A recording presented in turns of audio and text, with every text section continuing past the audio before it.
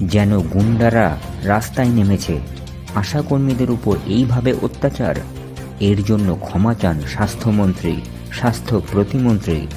21শে জানুয়ারি আর কি বললেন medical service সেন্টারের পশ্চিমবঙ্গ রাজ্য সম্পাদক ডাক্তার বিপ্লব চন্দ্র, দেখুন, শুনুন।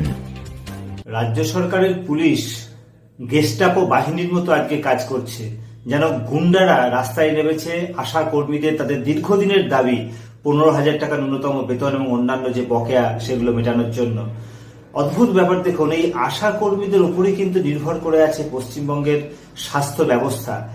আজকে রাজ্যের মাননীয় মুখ্যমন্ত্রী পর্যন্ত তাদেরকে বঙ্গ জননী বলছেন, তাদের জন্য WHO এর কাছ থেকে পুরস্কার পাচ্ছেন। আর সেই আশা কর্মীদের ওপর এইভাবে অত্যাচার, এটা কখনোই মানা যায় না। এটা অত্যন্ত অগণতান্ত্রিক অন্যায়। মেডিকেল সার্ভিস সেন্টার মনে করে স্বাস্থ্য ব্যবস্থার সঙ্গে যুক্ত, অঙ্গাঙ্গিভাবে যুক্ত এই হাজার হাজার মহিলাদের তাদের জীবন জীবিকা সুনিশ্চিত করুন। তাদের যে ন্যূনতম দাবি সেগুলো অবিলম্বে মেনে নিন এবং পুলিশ দিয়ে আশা কর্মীদের উপর যে হেনস্থা হলো তা অবিলম্বে বন্ধ করুন এবং এর জন্য ক্ষমা চান স্বাস্থ্যমন্ত্রী, স্বাস্থ্য প্রতিমন্ত্রী, এর জন্য ক্ষমা চান। এই দাবি মেডিকেল সার্ভিস সেন্টারের পক্ষ থেকে আমরা করছি।